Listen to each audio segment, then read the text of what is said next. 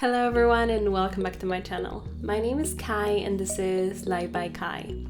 As you can tell by the title of this video, today I'll be showing you how I create a fake cut and a bruise. This is something I've learned on my special effects lesson, and after I posted a picture of it on my social media, this video was highly requested. That's why I'm here recording this tutorial. However, before I start, I want to make sure that if you're under 16 or if for whatever reason you don't like blood, cuts, bruises, anything like that, then please stop watching this video, click away, and I'll see you in my next video. But for those who are here to learn, maybe you want to use it for your Halloween look, or maybe you have a photo shoot coming up that you want to use that sort of concept, then keep on watching and I hope you find this tutorial interesting.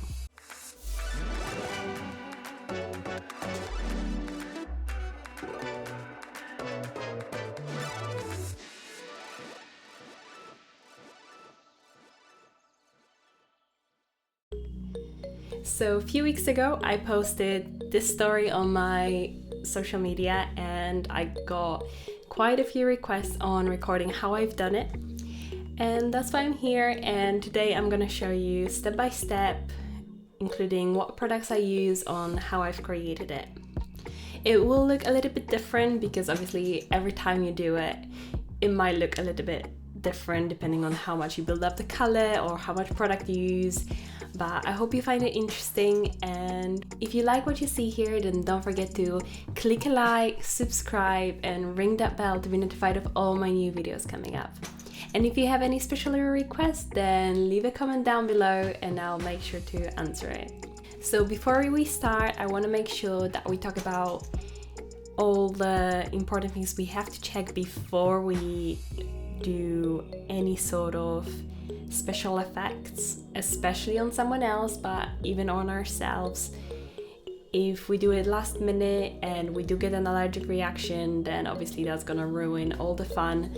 So please be careful with what you do. Please be careful with what products you're using. Sometimes it's better to spend a little bit more money and be on the safe side than buy a cheap product that will definitely damage your skin. So let me share with you a few tips, things to look out for, and then let's get on to the tutorial. It is very important to read the label on the product to see whether it contains any ingredients that you or a person you're doing it on might be allergic to. So preferably, and to be honest, to be on the safe side, you should complete a patch test. So if you don't know what the patch test is a test that gives you an indication whether you're allergic to a specific substance or ingredient, and you do it by applying a small amount of the product onto your forearm or behind the ear, and then label it on a piece of paper so you know which product caused the reaction or irritation if it appears afterwards. Most likely a reaction would show up after as little as a minute. However, it is recommended to do it from 24 to 48 hours before you do a proper application. Especially be aware of products that are adhesive, such as spirit gum or any glues. You might think it's useless, but it might save you from going to the hospital, so definitely recommend that. It is also very important not to use products that are out of date. You don't want to apply products that will just cause you irritation just because they're out of date. It's just not worth it. So check the products, check the box. If you're unsure, smell it, see what the consistency is. And if you are not sure, it's better not to apply it. When applying a liquid or a colorful products near any of the clothes, make sure to cover them with a towel or an apron to prevent the clothes from getting stained.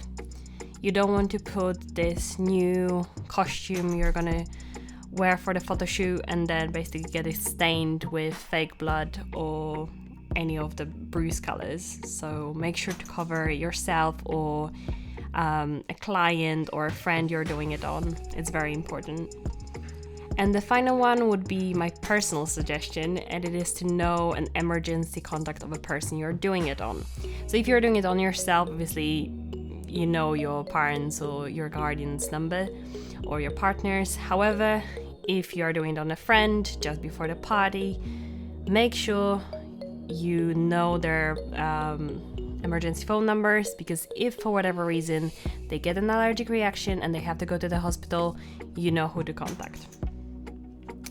Remember that if at any point the skin feels like it's burning or you're getting itchy or there is a rash showing, stop what you're doing immediately and remove it. You don't know what is happening and you don't want to keep adding oil into a fire, as some people say.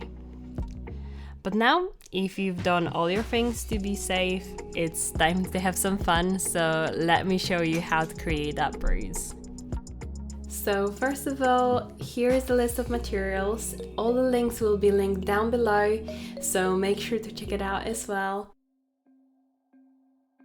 First, prep the area.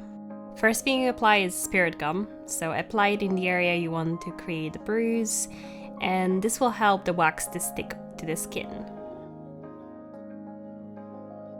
Next, I take the Cinewax and using a spatula, I dispense a little bit onto a metal board.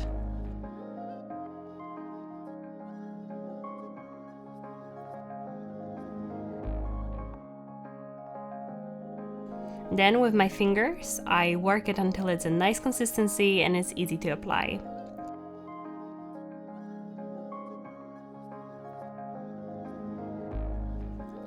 You can also see if you need any more product. It is better to start small and in case add a bit more than using way too much product and ending up with something like this rather than this.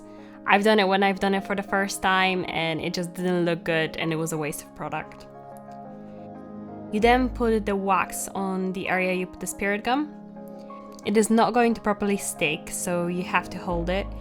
As I was doing it on myself, I needed something to hold it down, so I used a pen while I was blending out the edges, but if you're doing it on someone else, you can just use your other hand. When it's stuck to the skin, we then have to blend off the edges and even out the surface so it looks more natural.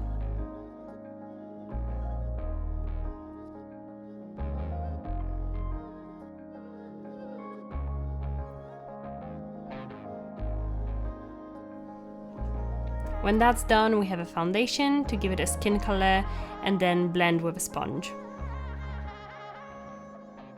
You keep on blending until it matches with your skin color. Remember to choose the right foundation for the color of your arm or the area you're doing it on. When it looked like part of my skin, I used the Crayolan color circle to create the bruise-like effect. Don't forget to wipe the spatula so it's clean when using new products. We first have to dispense the product onto a separate place. I'm using my metal board and then mix it until it has a consistency we want.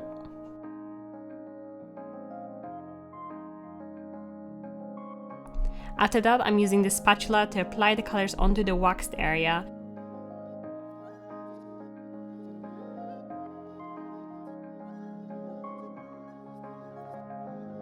And blend it with the sponge. It needs a lot of blending so it looks as natural as possible.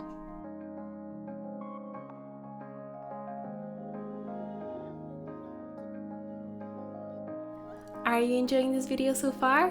Don't forget to click a like.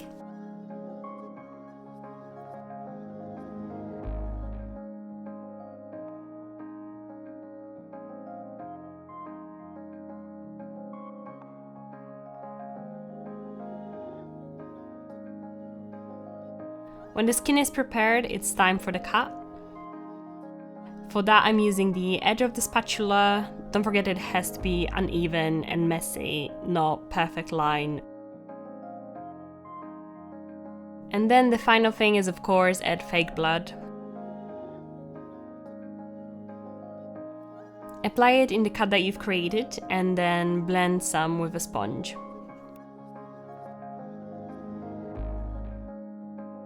If you've created it yourself following my tutorial, don't forget to tag me on my Instagram. I can't wait to see what you've created. And that's our final result. And now to remove, use a spatula to take off the wax, and then using a makeup wipe, water and soap, and sometimes even baby oil, you can remove everything else. The skin will be a bit red straight after, but it will take a few minutes and it should go back to normal. So that'll be it for today's video. I hope you found it helpful, I hope you found it interesting, and if you did, click a like, subscribe and ring that bell to be notified of all my new videos coming up. But for now, have a great week and I'll see you in my next video. Bye!